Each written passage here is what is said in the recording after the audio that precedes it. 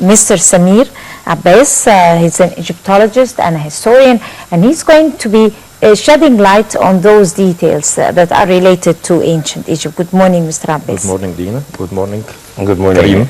And sir, if you can tell us first about the visit made by the U.S. First Lady Melania Trump to the Giza pyramids. Of course, she posed there and she took pictures with the pyramids. If you can tell us about the significance of this tour made by the U.S. First Lady to the Great Pyramids, of course, and other touristic places. So from touristic perspective, I will speak as a tour guide, as a tour operator planner as well. Inviting famous diplomats, politicians, and celebrities is very important to introduce Egypt as a safe place. So there is one of our problems in the last few years when we communicate with groups, with individuals from the Western countries, in order to invite them to come to Egypt, that's normally they think that Egypt is not safe enough. So of course there is lots of negative news about the region, about the Middle East in general, and still in the West, the people geographically, they don't isolate Egypt from what's happening in Libya, what happens in Syria, and that's why Egypt in their face is considered not a safe place. So when we talk as an Egyptian, we are not neutral. So there is no reason for them to believe in us that Egypt is safe. So the only thing which can help is when people from their perspective, like friends, relatives, people living here in Egypt, like expats community, and on top of that, of course, if there is famous people like celebrities, like politicians come to visit, so that's helped greatly in proving that Egypt is safe enough, and that definitely will make a very big impact on the travel market in Egypt this year and the following years as well. Of course, there were stops by Melania Trump on several charming places in Egypt, and the way it was portrayed not only by the Egyptian media but to the international media, because to our knowledge that she made stops in other parts of the world before Egypt, but she made that stop yesterday in Egypt.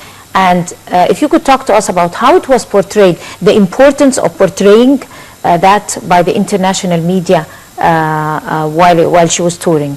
So in this aspect, it will be more important is the international media. Sorry to say that, but our media, which is good, but still for them, we are not neutral. You know, so when we talk from they think that we have our own bias, and that's why it is more important to be portrayed on the international media, the media which is they can see more often and they can trust more. And the good investment, we have to invest that by taking actually clips from these international medias and support our material in our local TV and our international TV like the Nile TV as well. I think that would be the best use to do that, and also use that for promoting, I don't know from legal perspective, you know, if we can use that for promoting for Egypt out there as well in our promotion, that making short videos of the famous people who visited Egypt in the last 2 or 3 years, and there is many of them. So that will help a lot to bring people as well. Speaking about this visit of Melania, how do you think that the tourism authority, away from the media, the tourism authority can exploit this? Use that for promoting, I don't know from legal perspective, you know, if we can use that for promoting for Egypt out there as well in our promotion, that making short videos of the famous people who visited Egypt in the last 2 or 3 years, and there is many of them. So that will help a lot to bring people as well. Yes. Also, speaking about this visit of Melania, how do you think that the tourism authority, away from the media, the tourism authority can exploit this visit to further promote tourism in Egypt and to invite the international community to come back to Egypt? So I highly recommend when it comes to tourism is we have to look for international overseas experience. In other words, we are dealing with a market, so our guests, they are people from different nationalities, from different cultural backgrounds. And that's why in decision makings, in counseling, it should be people from the culture of those people. If we would like to attract people from the American market, we have to have advisors and counseling who are very expert in the travel from U.S. perspective, in order to give them ideas of how their own people think and how we can reach them. And the same applies to Europe as well, to Russia and other nationalities as well. I think that would be a very good investment. I know that these counselors, advisors will be very expensive to hire, but that will be a very good investment for the money in order to put Egypt on the right track. Egypt has advantages on tourism which is no other countries has. And I'm not talking only about places, history, I'm talking about the people as well in Egypt, which is very hospitable, and that's why people coming back. I have a friend who's come to Egypt every year for like 4 years in rotation now, and mainly, sometimes he's doing the same sites, but mainly because to enjoy the hospitality in Egypt. Let's go back to Cleopatra, which is our topic. Her childhood, her life. She was a very significant queen. So if you like to elaborate. Let's hope first that we can cover Cleopatra in the short time. Yeah, but unfortunately we're having short time in this segment. But definitely we're going to dedicate more time in further segments. Let's talk about some of the highlights, actually, some of the important facts about Cleopatra. So Cleopatra in the mind of the Egyptians and the people around the world as well as an Egyptian, actually she is not. So in order to understand where Cleopatra come from, we need to look at Alexander and the history of Egypt during Alexander's time. Alexander, he's a Macedonian king who invaded Egypt in the 4th century BC, nearly 2,300 years ago. After his death, the country, Egypt, his empire, divided between different army leaders. Ptolemy the First took Egypt as his portion, and he started a dynasty. If you like also to I grouped some illustrations, some photos, which is, for example, number 1, that would be a coin. Unfortunately, I cannot see the screen from here, but if there is number 1, that's a coin of Cleopatra, from Cleopatra's time. So it is very important to look at Cleopatra, to make a judgment Cleopatra based on the historical challenges of this period. So the Ptolemy, which is like a grandfather for Cleopatra, he comes also from Macedonian background. He conquered, or he ruled Egypt after Alexander's death, and he started a dynasty, an empire from Egypt. Alexandria as the capital of Egypt as well. They built the ancient lighthouse, the ancient library. It was a very successful rule for them, and they, Alexandria and Egypt was flourished, became very rich for them, again, not for the Egyptians at that time. So they were extremely powerful. And we can classify the Ptolemy rule into 2 main periods. The first half, they ruled for nearly 300 years. The first half, they were very powerful, but the second half, weaknesses start to strike the Ptolemy empire, and that's how we come across to Cleopatra. What about the second picture? Are these the features of Cleopatra? If you can see the picture. Exactly. So we have different statues, different features introduced to Cleopatra, and it's very difficult to understand the exact look of Cleopatra, because the art in that time, it was like photoshopping today, like somebody taking his photos and being photoshopped to looks ideal. So the art back in that time, there was an ideal school for the art as well, and that's why we have 2 different images. So it's not the real features. Pardon?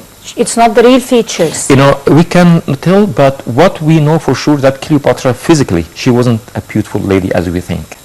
That's from some of the coins, like number 1, which is the coin number 1, which is very clear that she wasn't that beautiful, and also from some of the stories of the historians of her period of time. But when we come to the historians as well, the historians, they have their own bias, especially that Cleopatra history was written by Romans, and that was like a natural enemies to Cleopatra. So another important fact about Cleopatra is that she was only 19 years old when she ruled. So the second half of Ptolemy rule, that was weak, that weakness hit their empire, and Rome was picking up power in that time, and that's why to survive, the Ptolemy's kings, to survive in Egypt, they have to make a coalition, or they have to seek the support of the Romans, and that's how we come across to Cleopatra. Cleopatra, she became the queen of Egypt by the support of Julius Caesar. Yeah, that brings us to our next question. I was about to ask you about how did she come to throne? So that was a very interesting actually story. So first of all, the Ptolemy kings, they practice marriage within the family. So it might be a surprising fact, but they used to. There is a marriage between sisters and brothers, and that wasn't taboo at that time. No, it wasn't, and it was a royal thing. It was practiced in the ancient Egyptian dynasties as well, in order to keep the royal blood intact. And that might be the reason why there was a weakness hitting this dynasty after 150 years because of the inner marriage. Cleopatra's first husband was Ptolemy the 13, which is her brother. And her second husband was Ptolemy the 14. I'm not talking about Julius Caesar then. She was only 19 years old when the father died, Ptolemy the 12. And he arranged a marriage between them to keep the power within the palace. And they shared the power as a co-regent with him. But he was killed shortly, actually, after, during a power struggle and a civil war between him and Cleopatra, and Mark Antony supporting Cleopatra. So there is many historians speaking about Cleopatra. She was behind the assassination of the two brothers and a couple of sisters as well, to keep the power. So Cleopatra that we are talking about today from a historical academic point of view is completely different than Cleopatra, the one which is introduced by Elizabeth Taylor in her movie. So that was a very good selling movie, and that was beautiful, romantic, but not forgetting that she fell in love with two army generals, and those two army generals, Mark Antony and before that Julius Caesar, they are the most powerful army leaders in this period. So from that you can tell that is not about love. That was mainly about staying in power, and that was her way. That's why it is very important to understand her within the political challenges. She's a very skill-free girl, so in order to give her some, actually, to be fair in introducing her, she might be not that beautiful as it was introduced in the movie, but she was very well educated. She was able to master and speak 7 different languages. So she studied philosophy, engineering, astronomy, and she was beautiful in her mind. Other words, a leader like that, like an army leader, political leaders like Mark Antony, Julius Caesar, so they can have an access to the most beautiful girls. Unfortunately, we're running out of time, but we really do appreciate your insight. Thank you so much, sir, for being with us.